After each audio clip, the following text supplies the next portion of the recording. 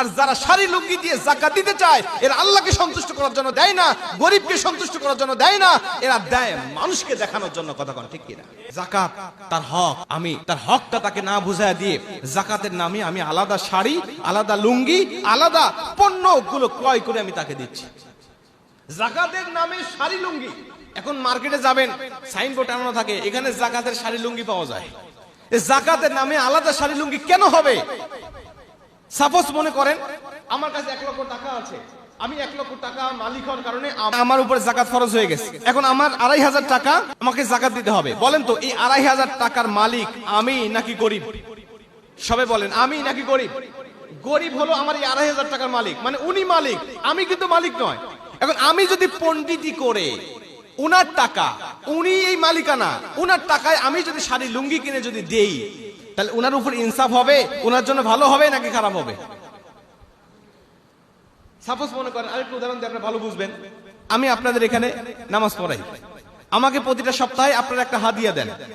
এই সপ্তাহে হাদিয়া দেওয়ার সময় সভাপতি সাহেব বলছে হুজুর আপনাকে তো পারিশ্রমিক প্রতি সপ্তাহে দিতে হয়, আমরা দিব, সমস্যা নেই।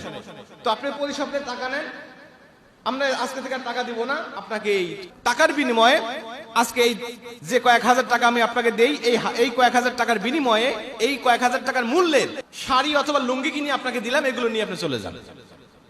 এখন আমি এগুলো নিয়ে আমার কি করতে হবে? সর্বপ্রথম গিয়ে আমার গাড়ি গ্যাস উঠাতে হবে। আমি ওই ইন্ট্রাকো গ্যাস পাম্পে গিয়ে বললাম ভাই আমাকে গ্যাস দেন।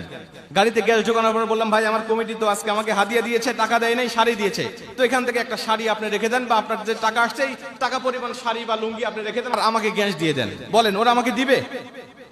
আমার ড্রাইভারকে যদি বলি আজকে তোমাকে টাকা দিতে পারতেছি না, তুমি শাড়ি আর লুঙ্গিটা নিয়ে যাও, উনি বলবে আমার বাজার করতে হবে, উনি বলবে আমাকে খাওয়ার জন্য আমার অন্য কিছু লাগবে, আমি শাড়ি আর লুঙ্গি দিয়ে আমি কি করব?